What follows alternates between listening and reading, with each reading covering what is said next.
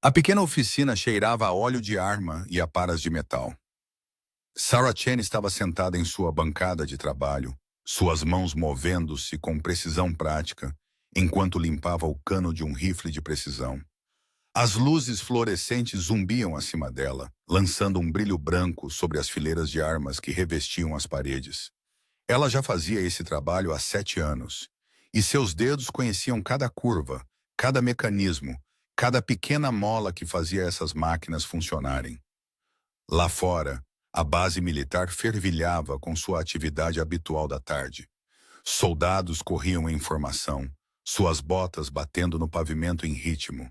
Helicópteros aterrissavam e decolavam ao longe. Mas dentro de sua oficina, Sarah existia em seu próprio mundo tranquilo. Ela gostava assim, sem drama, sem complicações, apenas ela e as armas que precisavam de sua atenção. Ela tinha 29 anos, embora as pessoas muitas vezes pensassem que ela parecia mais jovem. Seu cabelo preto estava sempre preso em um rabo de cavalo simples, e ela usava a mesma coisa todos os dias. Uma camisa de trabalho cinza lisa, calças escuras e botas com biqueira de aço. Ela nunca usava maquiagem para trabalhar.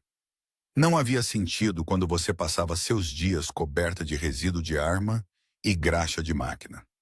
Sarah havia entrado nessa carreira quase por acidente.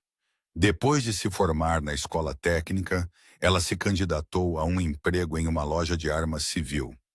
O proprietário, um velho veterano chamado Marcos, tinha visto algo nela que ela não tinha visto em si mesma. Ele a ensinou tudo sobre manutenção e reparo de armas de fogo. Quando ele se aposentou, a recomendou para uma posição na base militar. O salário era bom, o trabalho era estável e, o mais importante, as pessoas a deixavam em paz.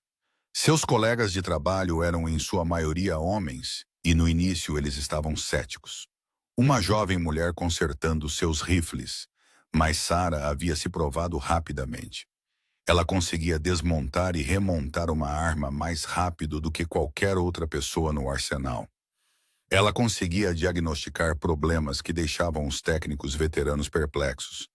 Ela tratava cada arma que chegava à sua bancada com a mesma atenção cuidadosa. Fosse uma pistola padrão ou um rifle de precisão especializado que valia mais do que um carro. A porta de sua oficina se abriu, deixando entrar uma rajada de ar quente de fora. Sarah não olhou para cima. Soldados vinham e iam o dia todo, entregando armas para manutenção ou pegando as que ela havia terminado. Ela ouviu botas no chão de concreto, caminhando em direção à sua bancada. Botas pesadas, ela notou. Alguém alto. Preciso te perguntar uma coisa, disse uma voz masculina. Sarah continuou trabalhando, usando uma pequena escova para limpar o conjunto do gatilho. Deixei-o no balcão. Eu cuido disso amanhã. Não é sobre um reparo. Algo em seu tom a fez pausar. Ela largou suas ferramentas e finalmente olhou para cima. O homem parado em frente à sua bancada era alto, provavelmente com 1,88 m de altura, ombros largos e o tipo de confiança tranquila que vinha de anos de treinamento. Ele vestia um uniforme de combate padrão, mas ela notou o distintivo das forças especiais na manga.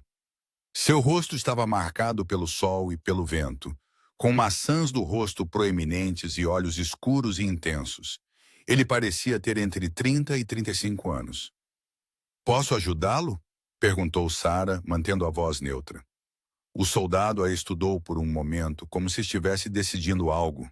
Então ele puxou um dos bancos de metal e sentou-se à frente dela. Isso era incomum.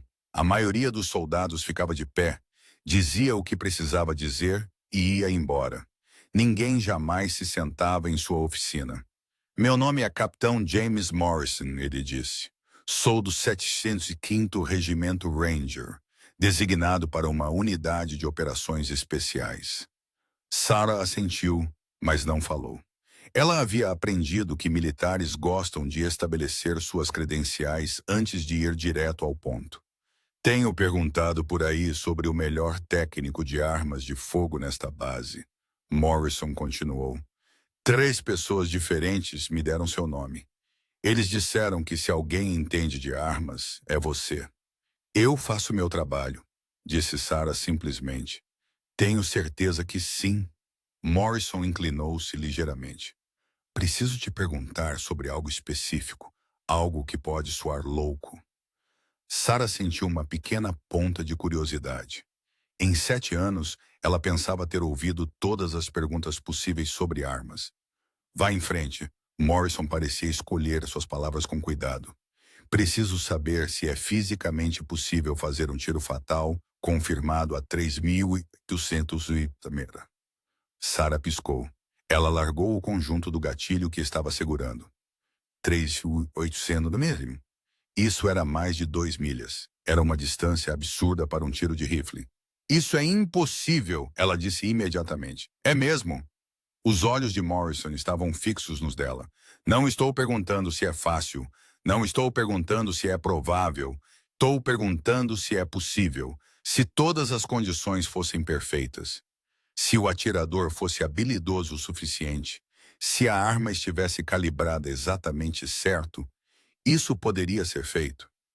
A mente de Sarah já estava trabalhando com a matemática.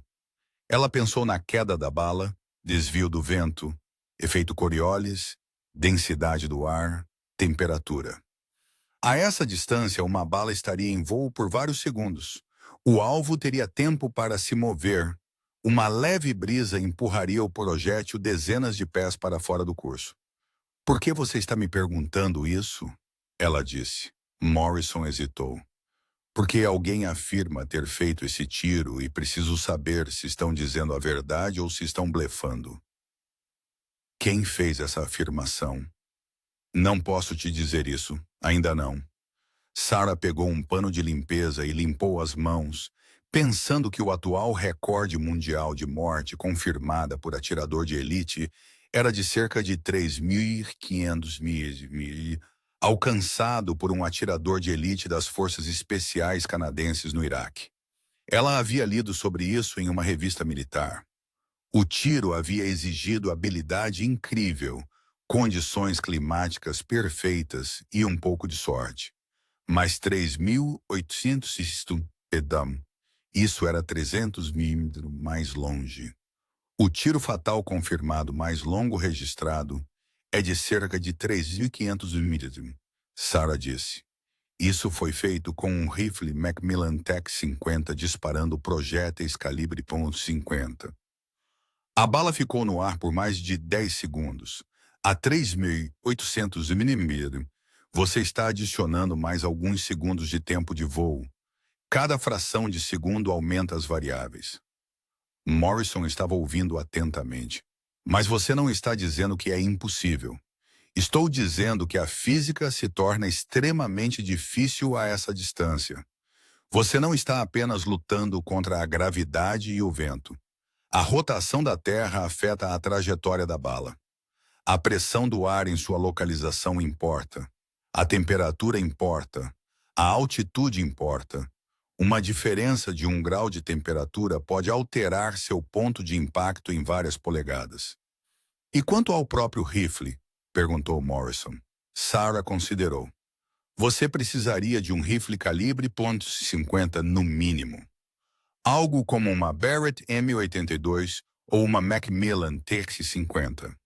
Os projéteis precisariam ser munição de nível de competição, não de emissão militar padrão. Cada bala precisaria ser quase idêntica em peso e forma. E a mira, você precisaria das melhores óticas de nível militar disponíveis, algo que possa manter o zero em distâncias extremas. E mesmo assim, a 3.800 milímetros, você não está realmente vendo seu alvo claramente. Você está vendo um brilho de calor ou uma sombra. Morrison assentiu lentamente. E quanto ao atirador? Sarah encontrou seus olhos. O atirador precisaria ser excepcional, de classe mundial. Eles precisariam entender o ajuste lateral, a elevação e cerca de uma dúzia de outros fatores que a maioria das pessoas nem sabe que existem. Eles precisariam de mãos firmes, controle de respiração perfeito e a paciência para esperar o momento exato. Você parece saber muito sobre tiro de longo alcance, observou Morrison. Eu sei sobre as armas. Eu sei sobre a mecânica. Esse é o meu trabalho. Você já atirou a essa distância? Sarah balançou a cabeça. Eu sou uma técnica, não uma atiradora de elite. Eu conserto as armas. Outras pessoas atiram com elas. Morrison levantou-se do banco. Ele parecia satisfeito com as respostas dela, embora ela não tivesse certeza do que ele estava procurando. Obrigado pelo seu tempo. Você foi muito útil, Capitão Morrison, disse Sarah antes que ele pudesse sair. Por que isso importa tanto? Por que você precisa saber se esse tiro foi possível? Ele se virou para olhá-la. Por um momento, ela viu algo em sua expressão que não conseguia decifrar completamente. Preocupação, talvez, ou apreensão. Porque se alguém realmente fez aquele tiro, ele disse calmamente, então precisamos encontrá-los. Ou eles são o atirador mais habilidoso vivo, ou estão mentindo sobre algo muito importante. De qualquer forma, preciso saber a verdade. Ele caminhou em direção à porta, então parou e olhou para trás mais uma vez. Se você pensar em mais alguma coisa sobre isso, qualquer coisa, venha me encontrar. Estou no prédio 7. Então ele se foi, deixando Sarah sozinha em sua oficina com suas ferramentas e seus pensamentos. Ela olhou para a peça do rifle espalhada em sua bancada. 3.800 mm. O número continuava a correr em sua mente. Ela havia dito a verdade a Morrison. Tal tiro era teoricamente possível. Mas teoria e realidade eram coisas muito diferentes. Ela pegou suas ferramentas e voltou ao trabalho. Mas sua concentração estava quebrada. Ela continuou pensando naquela distância impossível sobre a pessoa que afirmava ter feito o tiro e sobre por que um capitão das forças especiais viria a ela em busca de respostas. Sarah havia passado 7 anos evitando complicações, evitando dramas, mantendo-se discreta e fazendo seu trabalho. Mas algo lhe dizia que sua vida tranquila estava prestes a ficar muito mais interessante. Sarah não conseguia parar de pensar na conversa com o Capitão Morrison. Naquela noite, depois que seu turno terminou, ela foi à biblioteca da base em vez de ir direto para casa. A biblioteca era um pequeno prédio perto dos escritórios administrativos, usado principalmente por soldados estudando para exames de promoção ou pesquisando história militar. Sarah tinha estado lá apenas umas poucas vezes em 7 anos. A bibliotecária, uma mulher mais velha chamada Sra. Patterson, pareceu surpresa ao vê-la. Sarah Chan, não é? Do Arsenal? Sim, senhora. Estou procurando informações sobre recordes de tiro de longo alcance, revistas militares, talvez alguns manuais de atiradores de elite, se a senhora tiver. As sobrancelhas da Sra. Patterson se ergueram ligeiramente, mas ela não fez perguntas. Ela levou Sarah a uma seção nos fundos onde as publicações militares eram guardadas. Estes são todos materiais não classificados. Claro, o material classificado é guardado em outro lugar, mas há bastante coisa aqui sobre pontaria e técnicas de tiro. Sarah passou 2 horas lendo. Ela encontrou o artigo sobre o atirador de elite canadense que havia feito o tiro de 3.500 mm. Ela leu sobre o atirador de elite britânico que havia detido o recorde anterior de 2 de 400 mm. Ela estudou gráficos de balística e técnicas de leitura do vento. Quanto mais ela lia, mais convencida ficava de que um tiro de 3.800 metros exigiria não apenas habilidade, mas condições quase perfeitas e um elemento de sorte que não poderia ser controlado. Quando ela finalmente saiu da biblioteca, o sol estava se pondo. A base estava mais silenciosa agora, com a maioria dos soldados no refeitório ou em seus alojamentos. Sarah caminhou lentamente de volta para seu pequeno apartamento na beira da base, sua mente ainda girando através de cálculos. Ela vivia sozinha em uma unidade de um quarto que era um alojamento militar padrão. A mobília era básica, mas funcional. As paredes estavam nuas, exceto por um calendário e uma única fotografia de seus pais que haviam morrido em um acidente de carro quando ela tinha 23 anos. Ela não tinha irmãos nem parentes próximos. Seu trabalho era sua vida e ela estava contente com isso. Sarah esquentou um pouco de arroz e vegetais para o jantar, comendo mecanicamente enquanto olhava para a tela de seu laptop. Ela havia aberto um programa de calculadora balística, inserindo números, velocidade do vento, peso da bala, velocidade de saída, temperatura do ar, altitude. A 3.800 metros, mesmo um vento de 8 km empurraria uma bala vários pés para fora do alvo. O atirador precisaria compensar isso, além da queda da bala, além do efeito Coriolis. Ela estava tão absorta em seus cálculos que quase não ouviu a batida em sua porta.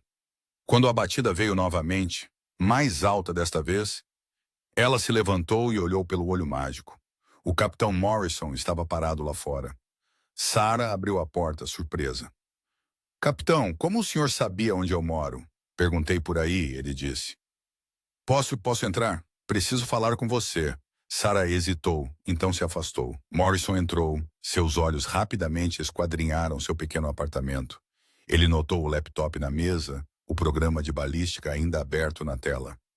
Você tem pesquisado, ele observou. Fiquei curiosa, Sarah admitiu.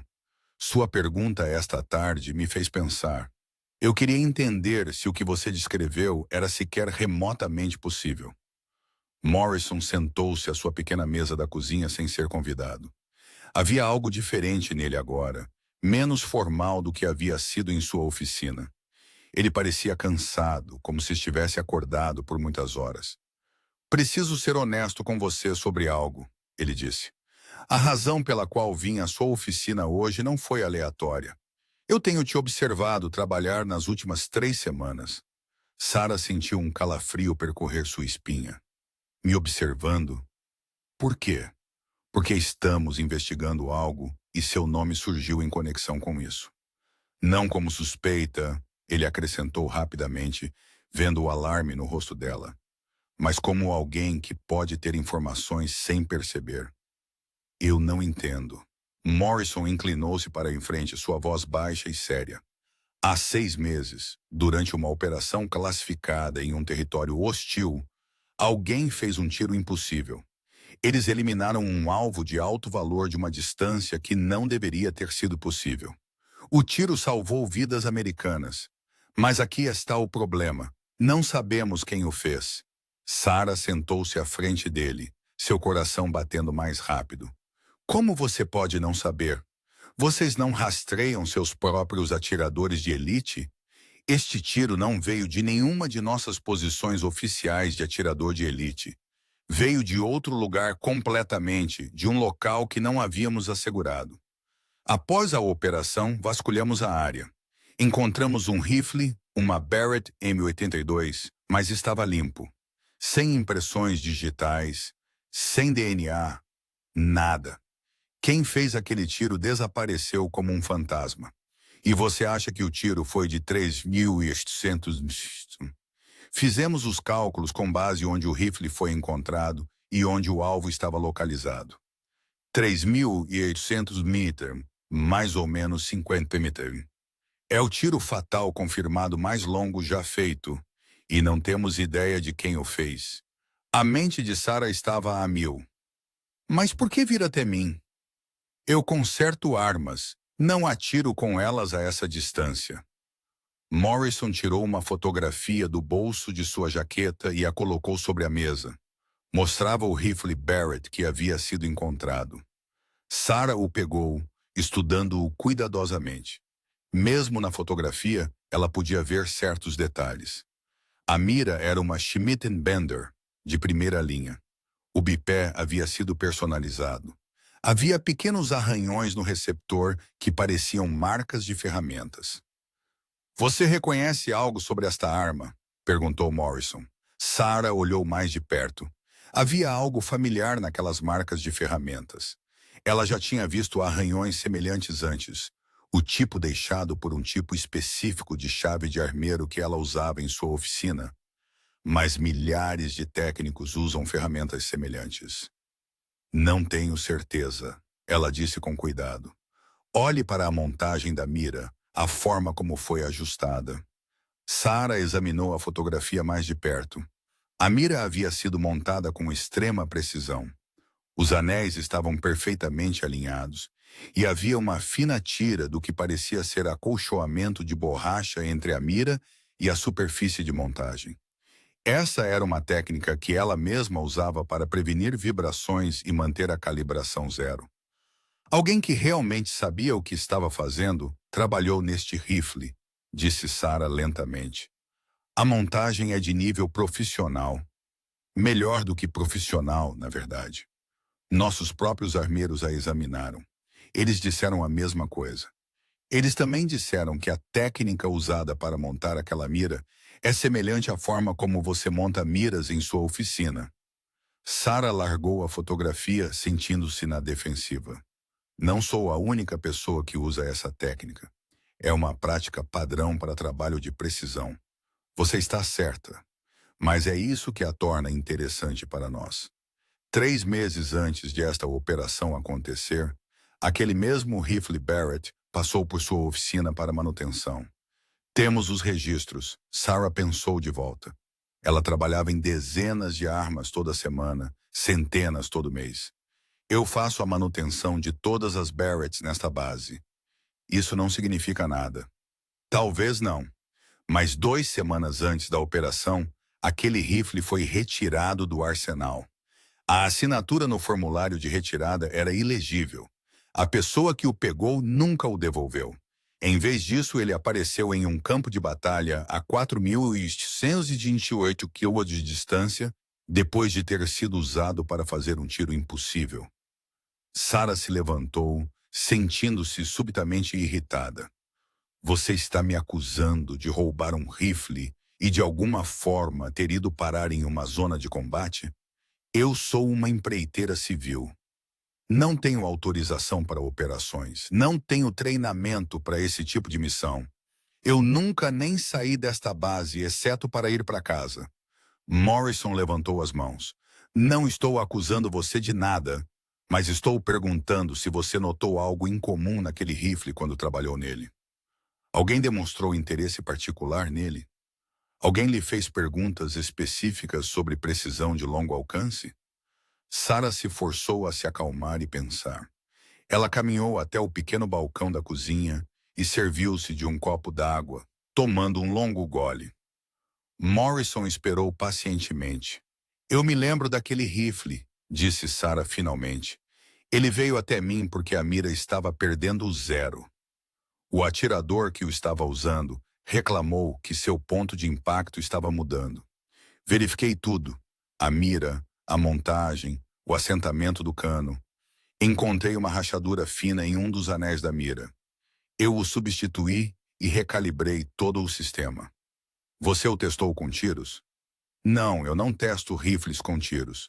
Eu os conserto e os devolvo. Os atiradores os testam no campo de tiro. Mais alguém trabalhou nele além de você? Sarah pensou cuidadosamente. Não, eu trabalhei nele sozinha por 2 dias. Quando terminei, o registrei de volta no sistema e o deixei na área de armazenamento seguro para retirada. Morrison assentiu, fazendo anotações mentais. O que aconteceu depois disso? Quem o pegou? Não sei. Assim que termino de trabalhar em uma arma, ela volta para o armazenamento geral. Quem a retirou teria lidado com o balcão principal do Arsenal, não comigo. E você não notou mais nada em comum? Ninguém rondando sua oficina mais do que o normal?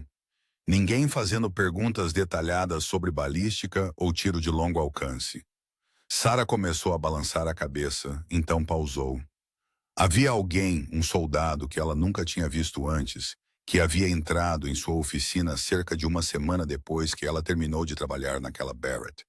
Ele havia feito perguntas técnicas a ela sobre cálculos de desvio do vento e queda da bala em alcances extremos. Ela havia pensado que era apenas curiosidade profissional na época. Havia alguém, ela disse lentamente. Não sei o nome dele. Era jovem, talvez 25 ou 26 anos. Altura média, constituição atlética. Ele tinha uma tatuagem no antebraço esquerdo.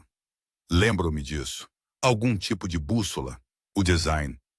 A expressão de Morrison se aguçou com interesse. O que ele te perguntou? Ele queria saber como calcular o desvio do vento em distâncias acima de 3 mil. Ele perguntou sobre o efeito Coriolis e o quanto isso impactaria um tiro. Ele já parecia muito conhecedor, como se estivesse confirmando informações em vez de aprendê-las pela primeira vez. Na manhã seguinte, Sarah chegou cedo à sua oficina. Ela mal havia dormido, sua mente revivendo a conversa com o Capitão Morrison repetidamente. A base estava apenas acordando quando ela destrancou a porta e acendeu as luzes. Tudo parecia o mesmo de sempre. Suas ferramentas organizadas no painel perfurado. Armas esperando manutenção alinhadas no balcão. O cheiro familiar de óleo de arma e metal. Mas nada mais parecia o mesmo. Ela tentou se concentrar em seu trabalho, desmontando uma carabina M4 que precisava de um novo percutor.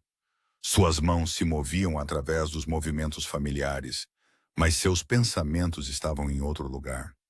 Ela continuava pensando naquele soldado com a tatuagem de bússola, tentando lembrar mais detalhes sobre seu rosto ou sua voz.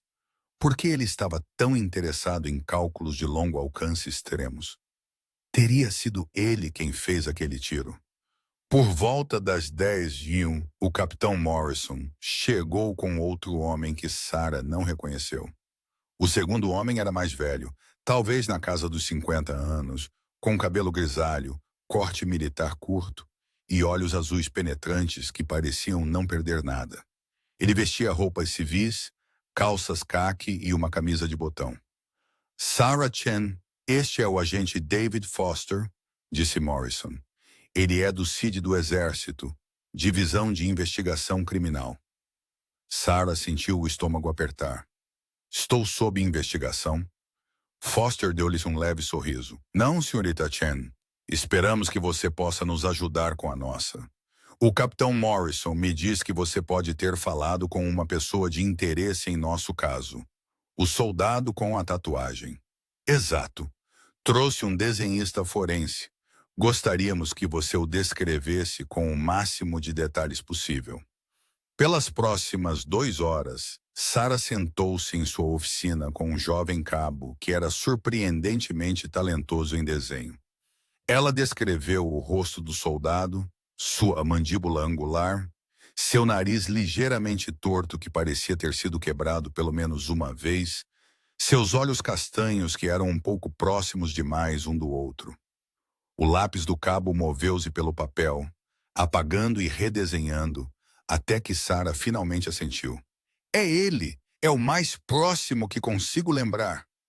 Foster pegou o esboço e o estudou cuidadosamente. Você tem certeza sobre a tatuagem? Um design de bússola no antebraço esquerdo? Sim.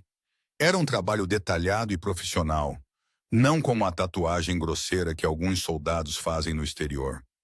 Isso parecia ter sido feito por um artista de verdade. Morrison e Foster trocaram um olhar que Sarah não conseguiu interpretar completamente. Foster pegou seu telefone e tirou uma foto do esboço, então imediatamente começou a digitar uma mensagem. Vamos verificar isso em nossos bancos de dados, disse Foster. Ver se conseguimos combiná-lo com alguém que teve acesso àquele rifle ou informações sobre a operação. Enquanto isso, senhorita Chen, preciso que você pense cuidadosamente sobre a conversa que teve com este indivíduo. Ele disse algo que pareceu estranho ou fora do lugar. Algo que pudesse indicar quais eram seus planos. Sarah fechou os olhos, forçando-se a lembrar. O soldado havia sido educado, profissional. Ele havia agradecido a ela pelas informações sobre cálculos de vento. Ele havia mencionado algo sobre querer estar preparado para qualquer situação. E havia mais uma coisa, algo que ela quase havia esquecido. Ele me perguntou sobre tiros de cano frio, disse Sarah de repente. Ele queria saber o quanto o primeiro tiro de um cano frio diferiria dos tiros subsequentes. Essa é uma pergunta bastante específica. A maioria das pessoas não se preocupa com esse nível de detalhe. Morrison inclinou-se para a frente. Um tiro de cano frio. Isso é importante. Em uma situação de combate, um atirador de elite pode não ter tempo para disparar tiros de aquecimento. Eles teriam que confiar naquele primeiro tiro de um cano frio, o que significa que ele estava planejando um cenário onde só teria uma chance, acrescentou Foster. Um tiro, uma morte de uma arma que não havia sido disparada recentemente. As implicações pairavam no ar. Sarah sentiu um calafrio percorrer seu corpo. Ela havia ajudado essa pessoa, dado a ele informações que poderiam ter sido usadas no que quer que ele fizesse. O pensamento a deixou desconfortável. Eu estava apenas respondendo a perguntas técnicas, ela disse defensivamente. As pessoas me perguntam coisas assim o tempo todo. Eu não tinha ideia de que ele estava planejando algo. Nós sabemos disso, disse Morrison gentilmente. Você não é responsável pelo que ele fez com a informação, mas você pode ter nos ajudado a identificá-lo, o que é enorme. O telefone de Foster zumbiu. Ele olhou para ele, então mostrou a tela para Morrison. Sarah não conseguia ver o que estava na tela, mas a expressão de Morrison escureceu. Precisamos levar essa conversa para um lugar mais privado, Foster disse. Senhorita Chen, você se importaria de vir conosco para uma sala de briefing segura? 20 minutos depois, Sarah se viu em uma sala sem janelas no prédio de inteligência da base. Ela nunca havia estado nesta parte da base antes. A sala tinha uma grande mesa, várias cadeiras e paredes que pareciam grossas o suficiente para bloquear quaisquer sinais eletrônicos. Morrison fechou a porta atrás deles com um baque pesado. Foster abriu um laptop e o virou para Sarah. Na tela estava um arquivo de pessoal militar com uma fotografia. Sarah sentiu a respiração prender. Era ele. O soldado com a tatuagem de bússola, embora seu cabelo estivesse mais curto na foto e ele estivesse em uniforme de gala completo. Sargento de primeira classe Ryan Kowalski, disse Foster, 28 anos, membro do 7º Regimento Ranger. Atirador de elite altamente condecorado com 3 destacamentos de combate. Ele desapareceu há 7 meses, aproximadamente 2 semanas antes daquela operação onde o tiro impossível foi feito. Desaparecido? Sarah olhou entre Morrison e Foster. Você quer dizer que ele desertou? Não temos certeza do que aconteceu, Morrison disse. Kowalski era um dos melhores atiradores de elite do exército. Ele detinha vários recordes de pontaria. Ele estava programado para ser enviado com sua unidade, mas nunca apareceu para o transporte. Seu quarto no quartel estava vazio. Seus pertences pessoais haviam desaparecido. Temos procurado por ele desde então. Sarah estudou a fotografia com mais cuidado. Na foto, Kowalski parecia confiante e capaz, com a postura de alguém que sabia exatamente quem era e o que podia fazer. Mas havia algo mais em seus olhos, algo que Sarah não conseguia nomear. Uma distância, talvez, como se estivesse olhando para algo muito longe. Por que alguém como ele desapareceria? Ela perguntou. Foster abriu outro arquivo. É isso que temos tentado descobrir. Kowalski vinha de uma família militar. Seu pai era do exército, seu avô era do exército. Ele tinha um histórico limpo. Sem problemas disciplinares, sem problemas financeiros.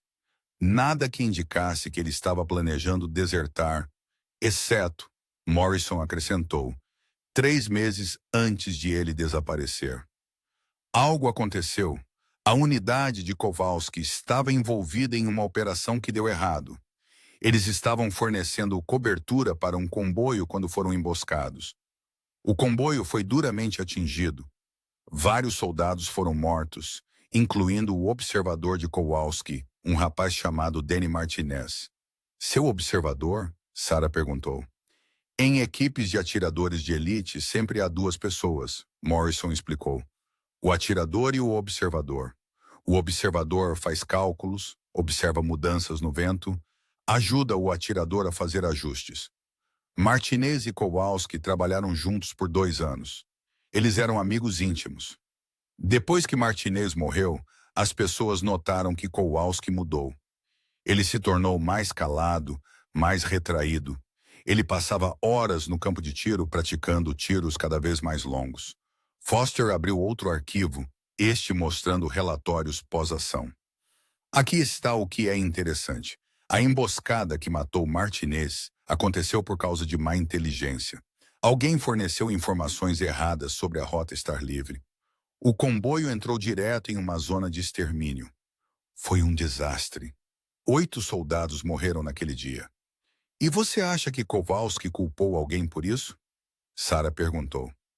Achamos que ele queria respostas. E quando não as obteve pelos canais oficiais, decidiu encontrá-las por conta própria. Morrison puxou uma pasta e a abriu na mesa. Dentro estavam fotos de vigilância de vários locais, aeroportos, passagens de fronteira, cidades estrangeiras. Depois que Kowalski desapareceu, começamos a rastrear atividades incomuns. Alguém com treinamento militar estava se movendo por vários países, sempre à frente de nossa inteligência. 3 vezes quase o pegamos, mas ele desapareceu antes que pudéssemos chegar lá. E então veio a operação há 6 meses, Foster continuou. Um alvo de alto valor foi localizado em um território hostil. Este alvo era conhecido por estar conectado ao grupo que havia emboscado o comboio de Kowalski.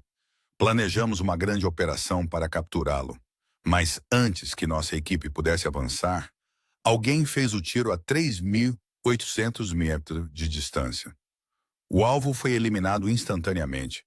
Nossa equipe vasculhou a área e encontrou o rifle, mas nenhum atirador. Sarah sentiu como se estivesse montando um quebra-cabeça. Você acha que foi Kowalski? Você acha que ele descobriu quem era o responsável pela morte de seu amigo e o rastreou? Essa é a nossa teoria, disse Morrison. Mas aqui está o problema. Aquele alvo não era apenas um combatente inimigo qualquer. Ele era um importante ativo de inteligência. Precisávamos dele vivo para interrogatório. Sua morte atrasou nossas operações de inteligência naquela região por meses. Se Kowalski realmente fez aquele tiro, ele desobedeceu ordens e comprometeu uma missão crítica. Mas ele também salvou vidas, Sarah apontou. Você disse que o tiro salvou soldados americanos. Sim, Foster admitiu. Quando o alvo foi morto, suas forças se dispersaram em confusão. Nossa equipe conseguiu se extrair sem baixas. Se Kowalski não tivesse feito aquele tiro, teríamos enfrentado forte resistência ao tentar capturar o alvo. Alguns de nossos homens poderiam ter morrido. Então, nesse sentido, sim, ele salvou vidas, mas também destruiu inteligência valiosa e agiu completamente fora dos registros para fazê-lo. Sarah recostou-se na cadeira, tentando processar tudo. Então, o que vocês querem de mim? Eu dei a vocês a descrição dele. Vocês já sabem quem ele é. Morrison e Foster se entreolharam novamente, tendo alguma conversa silenciosa. Finalmente, Morrison falou. Queremos que você nos ajude a encontrá-lo. Achamos que ele pode voltar. Voltar? Por que ele voltaria aqui? Pelas próximas 2 semanas, a vida de Sarah se tornou uma estranha performance. Ela ia trabalhar todos os dias no seu horário habitual, mantinha as armas com sua precisão habitual e falava com os soldados com seu profissionalismo discreto de sempre. Mas tudo era diferente agora. Tudo era observado. O capitão Morrison havia instalado pequenas câmeras em sua oficina, escondidas nas luzes suspensas e no sistema de ventilação. Seu telefone havia sido equipado com software de rastreamento e gravação. 2 agentes do CID em roupas civis se revezavam sentados em um veículo em frente ao prédio de seu apartamento, monitorando todos que entravam e saíam. Sarah sentia o peso da presença deles constantemente. Mesmo que raramente os visse, Foster havia lhe dado instruções específicas. Mantenha sua rotina normal. Não haja de forma suspeita. E se alguém fizer contato fazendo perguntas incomuns, tente mantê-los conversando enquanto sinaliza por ajuda. Sarah tinha um botão de pânico no bolso que parecia um controle de chave de carro. Um toque e a equipe de Morrison estaria lá em minutos. A chipara era exaustiva. Sarah se viu analisando cada pessoa que entrava em sua oficina, perguntando-se se poderiam ser Kowalski disfarçado. Ela pulava com sons inesperados. Ela tinha problemas para dormir. Deitada, acordada em seu apartamento, perguntando-se se tudo aquilo era inútil. Talvez Kowalski estivesse do outro lado do mundo. Talvez ele nunca mais voltasse. No 16º dia, algo mudou. Sarah estava trabalhando em um conjunto de ferrolho particularmente teimoso quando notou uma sombra cair sobre sua bancada de trabalho. Ela olhou para cima e encontrou uma jovem mulher parada ali, alguém que ela nunca tinha visto antes. A mulher tinha provavelmente uns 25 anos, com longos cabelos escuros presos em uma trança. Ela vestia jeans e uma jaqueta verde lisa. Não havia nada de particularmente notável nela, exceto por seus olhos. Eles eram penetrantes e observadores, absorvendo cada detalhe da oficina. "Posso ajudá-lo?" perguntou Sarah, mantendo a voz neutra. "Espero que sim", disse a mulher. Ela tinha um leve sotaque, talvez do leste europeu. "Estou procurando alguém que realmente entenda de armas de fogo. Não apenas manutenção básica, mas alguém que conheça a ciência por trás da precisão de longo alcance." Sarah sentiu seu pulso acelerar. Esse era exatamente o tipo de abordagem sobre a qual Morrison a havia alertado. Sua mão moveu-se sutilmente em direção ao bolso onde o botão de pânico esperava. "Eu faço trabalhos de precisão", disse Sarah cuidadosamente. "O que exatamente você precisa?" A mulher tirou um pedaço de papel dobrado de sua jaqueta e o colocou na bancada. Sarah o desdobrou e se viu olhando para especificações técnicas detalhadas de um rifle Macmillan Tech 50, completo com cálculos para queda de bala e desvio do vento em alcances extremos. Os números chegavam a 4.000 milhas. "Onde você conseguiu isso?" Sarah perguntou. "De alguém que precisa de ajuda, alguém que quer saber se esses cálculos estão corretos." Os olhos da mulher nunca deixaram o rosto de Sarah. "Ele disse que há uma técnica nesta base que entenderia o que esses números significam. Ele disse que ela é a melhor no que faz." Os dedos de Sarah encontraram o botão de pânico em seu bolso. "Quem é essa pessoa?" "Acho que você sabe quem ele é. Ele disse que vocês conversaram uma vez sobre tiros de cano frio e cálculos de vento. Ele disse que você foi útil e não fez muitas perguntas." "Kowalski", disse Sarah calmamente. A mulher não confirmou nem negou o nome, mas sua expressão mudou ligeiramente. "Ele precisa saber se um tiro a essa distância é possível. Ele precisa de alguém para verificar seu trabalho antes de ele tentar." Sarah olhou para os cálculos novamente. Eles eram incrivelmente detalhados, considerando variáveis que a maioria dos atiradores nunca sequer considerava. O efeito Magnus em balas giratórias, mudanças de pressão atmosférica em alta altitude, até mesmo a fase da Lua, e como isso poderia afetar a visibilidade. Este era o trabalho de alguém obcecado pela perfeição. "Esses cálculos estão em sua maioria corretos", disse Sarah lentamente, ganhando tempo. O botão de pânico estava lá apertado agora, escondido em seu bolso. A equipe de Morrison estaria se movendo, mas há alguns ajustes necessários. O cálculo do efeito Coriolis está ligeiramente errado. Nesta latitude, você precisa considerar um desvio adicional de 15 ou 24 centímetros. A mulher ouviu atentamente, e Sarah notou algo. Sua mão direita estava no bolso de sua jaqueta, e pela forma como o tecido pendia, havia algo pesado lá dentro. Uma arma, provavelmente. "Você pode anotar as correções?" a mulher perguntou. Sarah pegou uma caneta, sua mente a mil. Ela precisava manter essa pessoa falando. Precisava dar tempo à equipe de Morrison para se posicionar. Esses cálculos são para um alvo específico, não são? Não apenas teóricos. Isso importa. Importa se alguém está planejando quebrar a lei. "Eu conserto armas, mas não ajudo pessoas a cometer crimes." A expressão da mulher endureceu. "O que ele está planejando não é um crime, é justiça. O homem que ele está mirando é responsável pela morte de pessoas inocentes. Seu governo sabe sobre ele, mas não agirá por causa de política e diplomacia. Então, alguém tem que fazer um tiro de 4.000 milímetros. Isso é impossível. Mesmo com condições perfeitas, as variáveis são muitas demais. A bala estaria no ar por mais de 10 segundos. Qualquer coisa poderia acontecer. Não é impossível, a mulher disse. Difícil, sim, mas não impossível para alguém com a habilidade dele. Ele já provou que pode fazer tiros que outros pensam serem impossíveis. Sarah ouviu passos fora de sua oficina. Botas pesadas movendo-se rapidamente. A mulher também os ouviu. Sua mão apertou o que quer que estivesse em seu bolso. Você o sinalizou, disse a mulher, sua voz fria. Ele disse que você poderia, mas eu esperava que não. Não ajudo pessoas a machucar outras. Não importa quão justificadas elas pensem que são.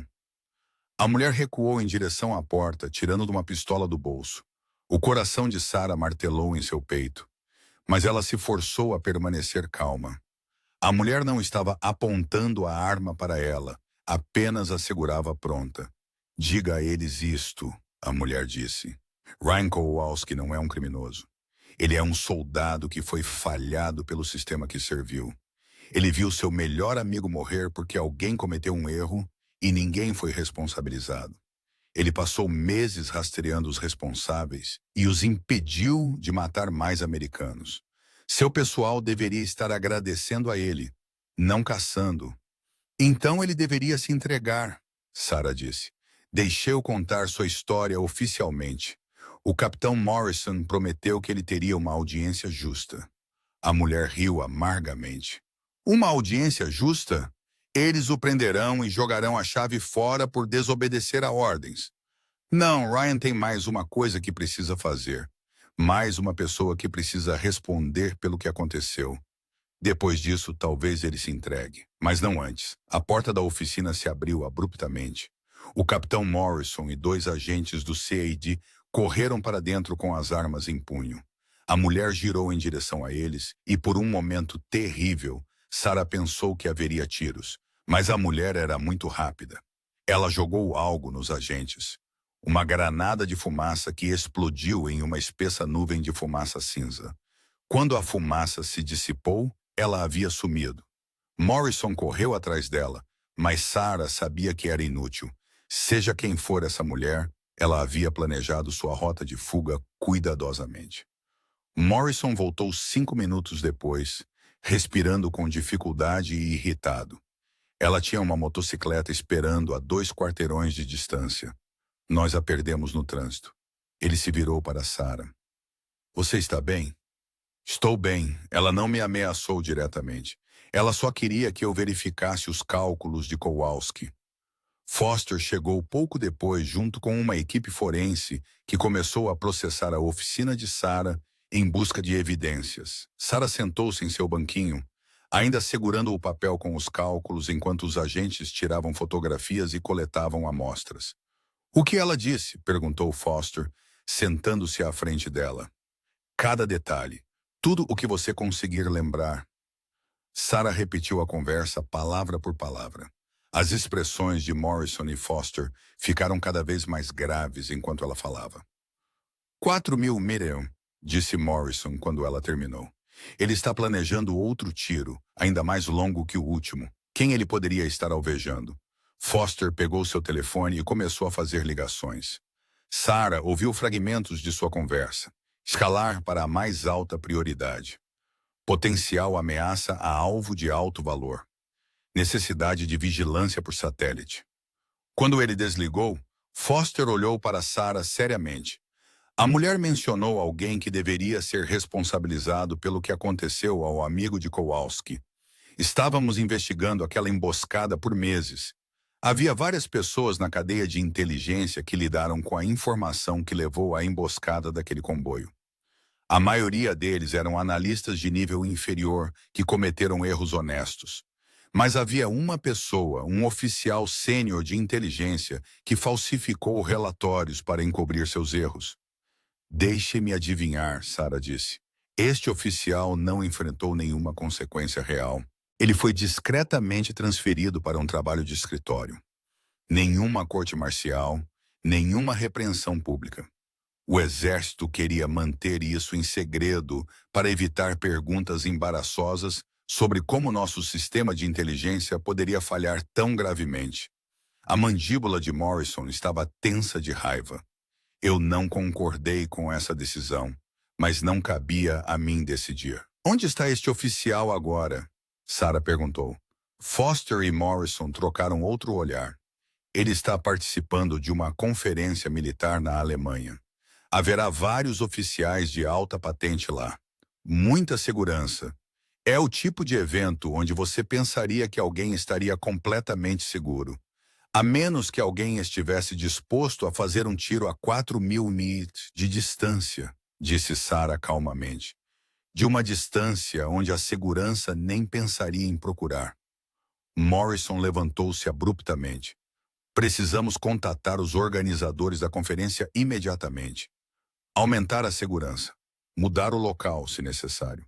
Se Kowalski está planejando o que pensamos que ele está planejando, precisamos detê-lo antes que ele jogue fora toda a sua vida por vingança. Há outra coisa, disse Sarah, olhando para os cálculos novamente. Esses números não são apenas teóricos.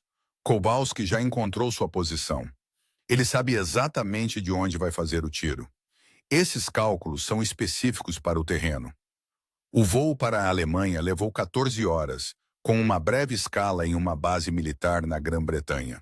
Sarah passou a maior parte da viagem revisando arquivos sobre Kowalski, estudando seu histórico de serviço, suas pontuações de tiro e os relatórios pós-ação da emboscada que havia matado seu amigo Danny Martinez. Quanto mais ela lia, mais ela entendia a profundidade da perda e da raiva de Kowalski. Martinez tinha apenas 22 anos quando morreu. Um garoto do Texas que havia se juntado ao exército para pagar a faculdade. As fotos o mostravam sorrindo, cheio de vida. Ele e Kowalski haviam sido parceiros por 2 anos, o que em equipes de atiradores de elite significava que eles confiavam completamente um no outro. A morte de um observador não era apenas perder um companheiro de equipe. Era perder a pessoa que te cobria as costas, que te ajudava a sobreviver. O capitão Morrison sentou-se à frente dela no avião de transporte militar, também revisando arquivos. Ele havia ficado quieto durante a maior parte do voo, mas agora levantou a cabeça e a olhou nos olhos. Você deveria saber de algo, ele disse. O oficial que Kowalski está alvejando, seu nome é Coronel Richard Vance. Eu o conheci anos atrás, antes de ele se tornar a pessoa que é agora. Ele costumava ser um bom oficial, alguém que se importava com seus soldados. Mas ele se tornou político. Começou a se preocupar mais com sua carreira do que em fazer a coisa certa. Quando aquela emboscada aconteceu, Vance era o oficial sênior de inteligência que deveria ter percebido os erros na informação. Em vez disso, ele os encobriu para se proteger. Por que você está me dizendo isso? Sarah perguntou. Porque eu quero que você entenda que Kowalski não está errado sobre Vance. O homem realmente merece ser responsabilizado, mas matá-lo não é justiça.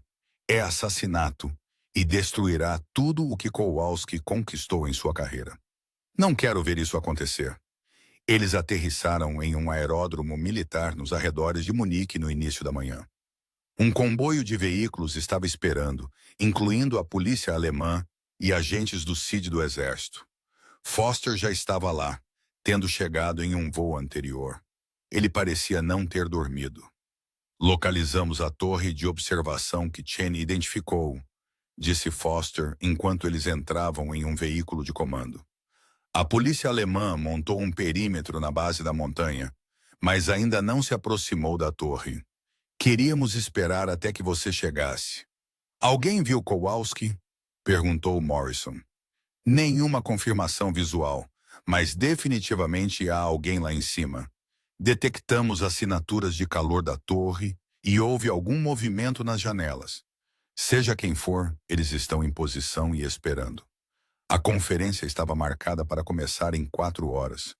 O coronel Vance faria uma apresentação sobre coordenação de inteligência às 15 horas da tarde. O centro de conferências era um edifício moderno, com grandes janelas, situado em um vale cercado por montanhas. Era um local impressionante, mas do ponto de vista da segurança, era um pesadelo. Havia dezenas de posições elevadas que poderiam fornecer linhas de visão claras. O veículo de comando dirigiu por estradas sinuosas de montanha, subindo em direção à torre de observação. Sarah podia ver o centro de conferências abaixo, ficando menor à medida que ganhavam altitude. Ela fez alguns cálculos mentais rápidos. A distância era provavelmente próxima a 4.000 milímetros, talvez um pouco menos. Se Kowalski estava realmente lá em cima, ele havia escolhido sua posição perfeitamente. Eles pararam a cerca de 1 quilômetro da torre. A polícia alemã havia estabelecido um posto de controle e, além disso, a estrada estava bloqueada. Morrison, Foster e Sarah saíram junto com vários outros agentes. O ar da manhã estava frio e rarefeito nessa altitude. Vamos tentar fazer contato, disse Foster. Montamos equipamentos de comunicação. Ligaremos para a torre, veremos se conseguimos falar com ele. Eles caminharam o último quilômetro a pé, mantendo-se baixos e usando o terreno para cobertura. Sarah não era treinada para esse tipo de trabalho de campo, e ela lutava para acompanhar. Morrison percebeu e diminuiu o ritmo para igualar o dela. Quando alcançaram uma posição a cerca de 200 milhas da torre, eles pararam. A torre de observação era antiga, construída em algum momento no início do século XX. Era feita de pedra e madeira com um deck de observação circular no topo. Através de binóculos, Sarah podia ver movimento nas janelas da torre. Alguém estava definitivamente lá em cima. Foster puxou um rádio com um alto-falante potente. Ele ligou para a torre, sua voz ecoando pela encosta da montanha. Ryan Kowalski, aqui é o agente David Foster do CID do Exército. Sabemos que você está aí em cima. Sabemos o que você está planejando. Precisamos falar com você por um longo momento. Não houve resposta. Então uma voz retornou, distorcida pela distância, mas clara o suficiente para entender. Não há nada para conversar, agente Foster. Você sabe o que Vance fez. Você sabe que ele causou a morte de Martinez e de outros 7 soldados. E você sabe que ele não enfrentou consequências reais. Alguém tem que consertar isso. Morrison pegou o rádio. Kowalski, aqui é o Capitão Morrison. Eu entendo sua raiva. Eu entendo por que você está fazendo isso. Mas matar Vance não trará Martinez de volta. Não consertará o que está quebrado no sistema. Tudo o que fará é jogar fora sua vida e sua carreira. Minha carreira? A risada de Kowalski foi amarga. Minha carreira terminou no dia em que vi meu melhor amigo sangrar até a morte no deserto por causa de inteligência falha. Martinez ia se casar quando voltasse para casa. Você sabia que ele tinha uma noiva esperando por ele? Ela ainda me manda mensagens, às vezes perguntando se eu sei por que ele morreu. O que devo dizer a ela? Que o exército cometeu um erro e ninguém se importou o suficiente para consertá-lo. Sarah estendeu a mão para o rádio. Morrison pareceu surpreso, mas o entregou a ela. Sargento Kowalski, meu nome é Sarah Chen. Eu sou a técnica de armas de fogo da base. Nós conversamos uma vez sobre tiros de cano frio e cálculos de vento. Houve uma pausa. Lembrou-me de você. Você foi útil. Você não fez perguntas sobre por que eu precisava da informação. Por que 4.000 milhas? Por que se esforçar para fazer um tiro ainda mais impossível? Porque eu preciso que Vance saiba. Preciso que ele entenda que não importa o quão longe ele pense estar, não importa o quão seguro ele se sinta por trás de sua segurança e sua patente, alguém ainda pode alcançá-lo. Preciso que ele saiba que as ações têm consequências. Sarah olhou para o centro de conferências lá embaixo, bem longe. Ela podia ver pessoas chegando, carros parando na entrada. Em poucas horas, aquele prédio estaria cheio de oficiais militares e funcionários do governo. Se Kowalski atirasse e errasse, ele poderia atingir alguém inocente. Seus cálculos estão bons, disse Sarah no rádio. Eu os verifiquei, mas ainda há variáveis que você não pode controlar. Uma rajada de vento no momento errado. Uma mudança na pressão do ar. A 4.000 milímetros. Você está indo além do que é confiavelmente possível. Você pode errar. Você pode atingir outra pessoa. Eu não errarei. Como você pode ter certeza? Outra pausa. Quando Kowalski falou novamente, sua voz estava mais baixa.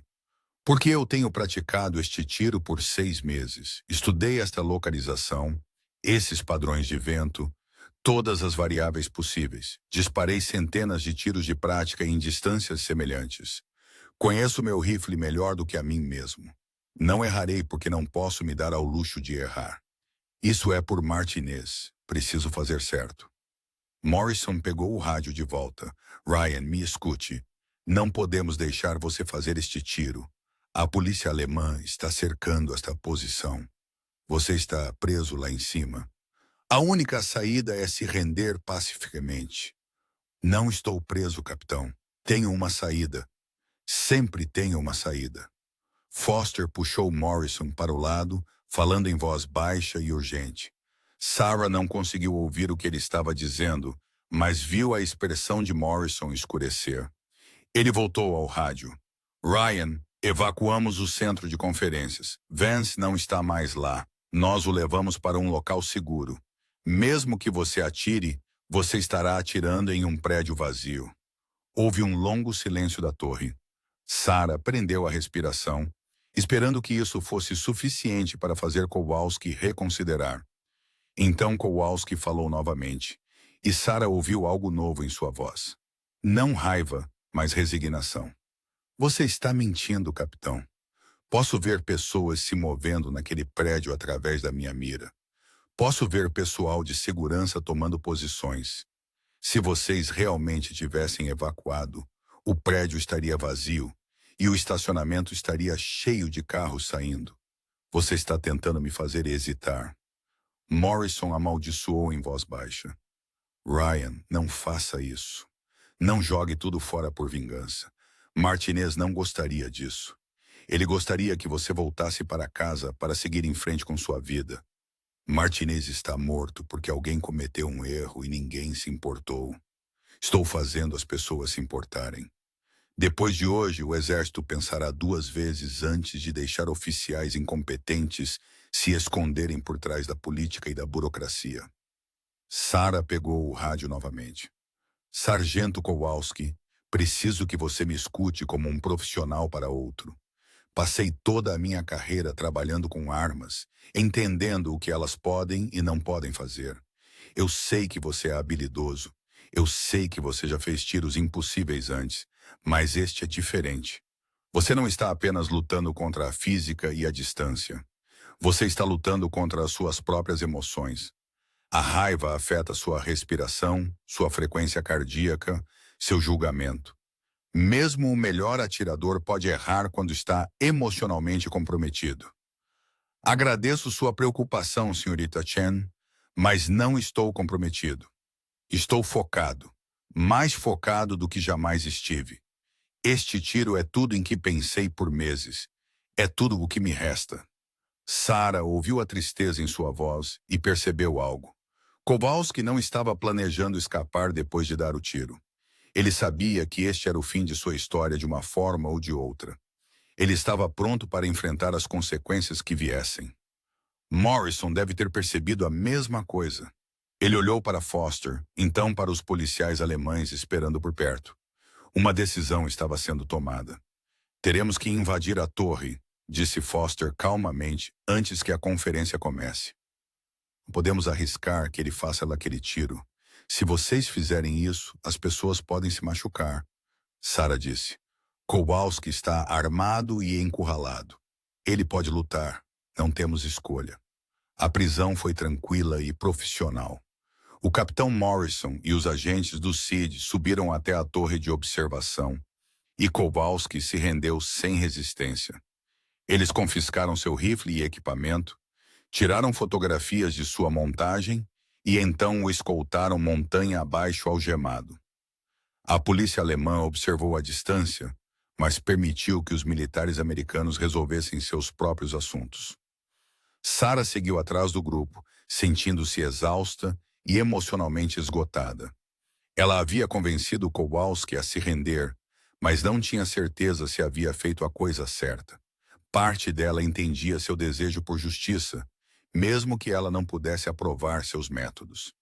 Na base da montanha, Morrison se aproximou dela enquanto outros agentes prendiam Kowalski em um veículo. "Você se saiu bem lá em cima", disse Morrison. "Você pode ter salvado a vida dele. Se tivéssemos que invadir a torre, as coisas poderiam ter dado muito errado." "O que acontece com ele agora?" Sarah perguntou. "Ele será transportado de volta para os Estados Unidos e enfrentará uma corte marcial." "Desertor, ausência não autorizada, possivelmente tentativa de homicídio, dependendo de como a acusação quiser lidar com isso. Ele está diante de uma pena de prisão séria." Sarah observou o veículo que levava Kowalski se afastar. Alguém investigará o que ele disse sobre o coronel Vance, sobre as falhas de inteligência. A expressão de Morrison era sombria. "Isso está acima do meu salário, mas farei questão de que o depoimento dele seja ouvido." "O que aconteceu com Martinez e aqueles outros soldados?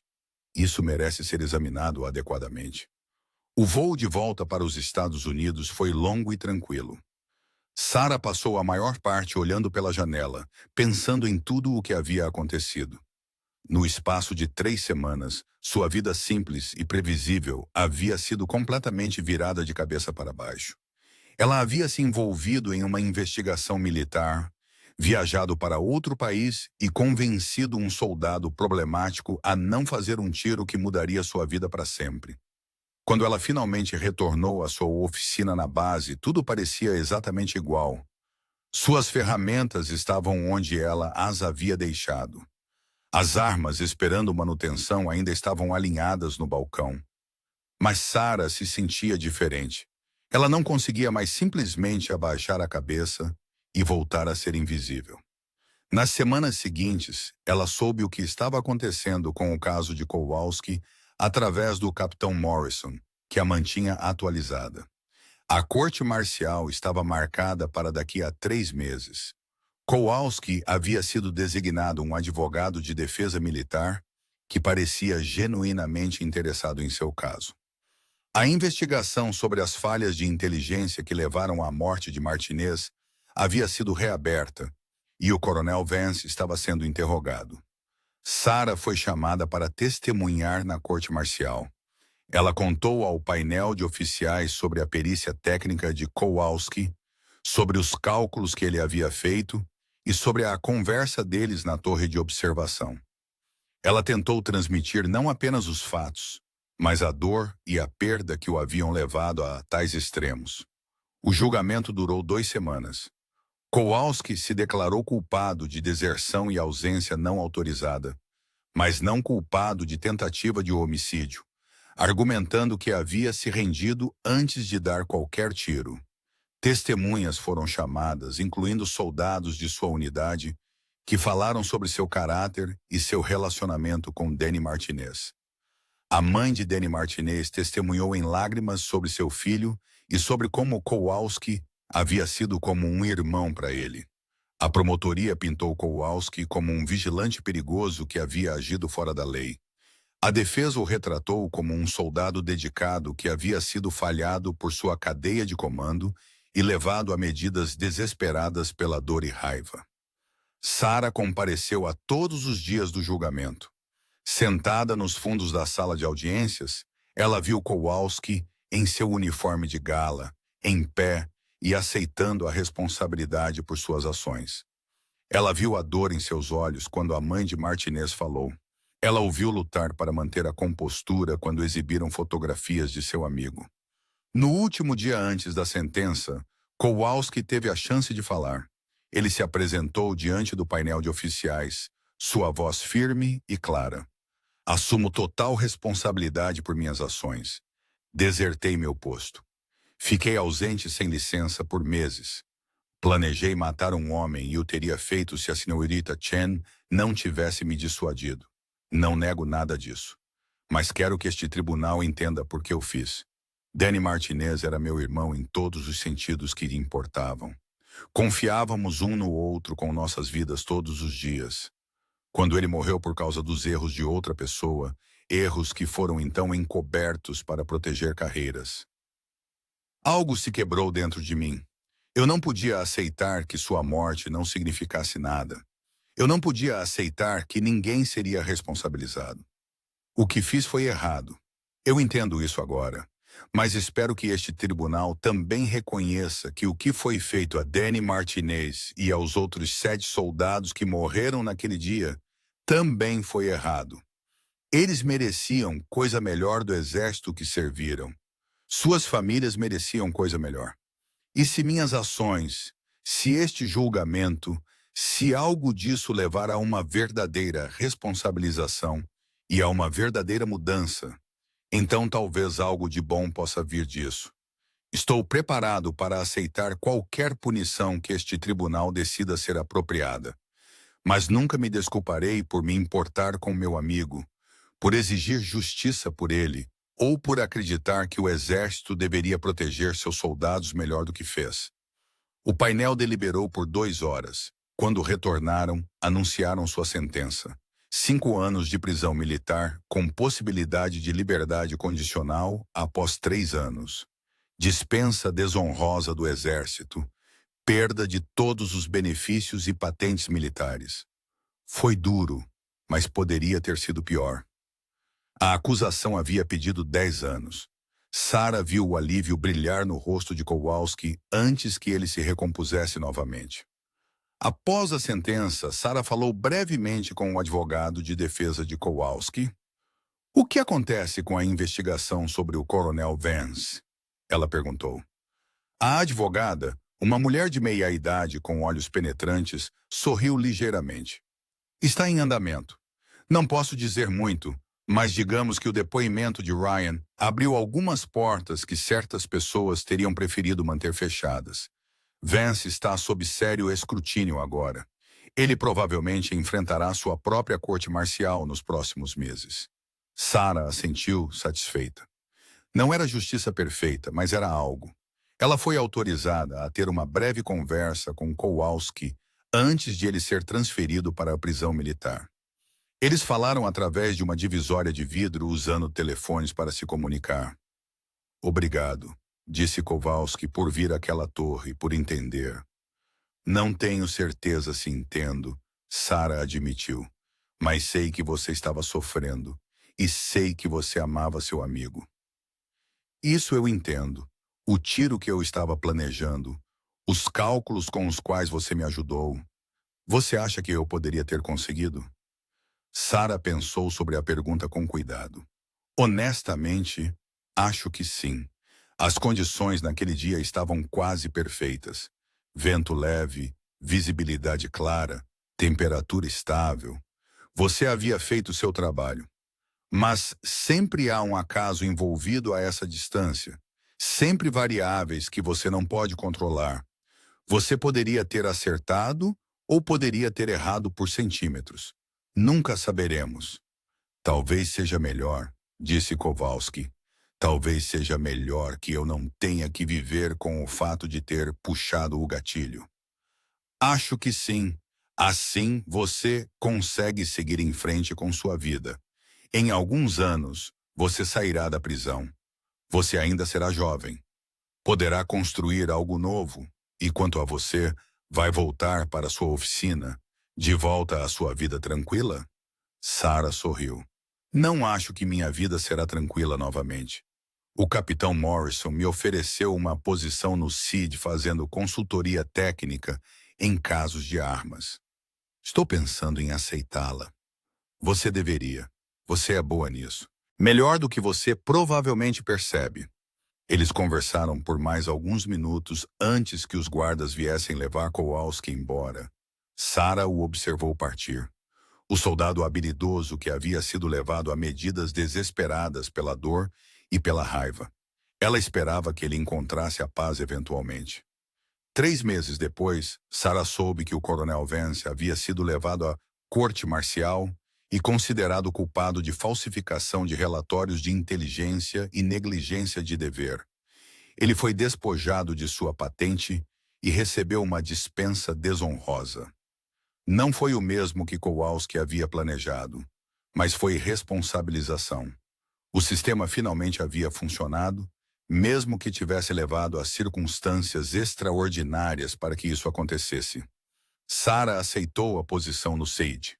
Ela ainda mantinha armas, mas agora também consultava em casos envolvendo armas de fogo, balística e investigações de tiro. Sua expertise era valorizada, e ela achou o trabalho desafiador e significativo de maneiras que seu antigo emprego nunca havia sido. Às vezes, ela pensava naquele dia na torre de observação, no tiro que nunca foi dado. Kowalski havia estado à beira de fazer história, de realizar um feito que talvez nunca fosse replicado. Mas ele havia recuado daquela beira, escolhendo a vida em vez da vingança. Escolhendo confiar no sistema mais uma vez. Sarah manteve contato com o capitão Morrison, que havia se tornado uma espécie de amigo. Ele lhe disse que o exército havia implementado novos procedimentos de supervisão para operações de inteligência, em parte em resposta ao caso de Kowalski. Foi uma pequena mudança, mas era algo. A morte de Danny Martinez finalmente levou a reformas que poderiam prevenir tragédias semelhantes no futuro. No aniversário da morte de Martinez, Sarah dirigiu até o Cemitério Nacional de Arlington, onde ele estava enterrado. Ela colocou flores em seu túmulo e ficou ali por um tempo, pensando na cadeia de eventos que sua morte havia desencadeado. Um jovem soldado morto em uma emboscada. Um melhor amigo levado a medidas desesperadas por vingança. Uma investigação que expôs falhas no sistema. E de alguma forma, no meio de tudo isso, uma técnica de armas de fogo que só queria viver uma vida tranquila, se viu fazendo a diferença. Enquanto Sarah caminhava de volta para seu carro, seu telefone tocou. Era Morrison. Chen, tenho outro caso que precisa da sua experiência. Você está disponível? Sarah sorriu. Envie-me os detalhes. Darei uma olhada. Sua vida não era mais tranquila.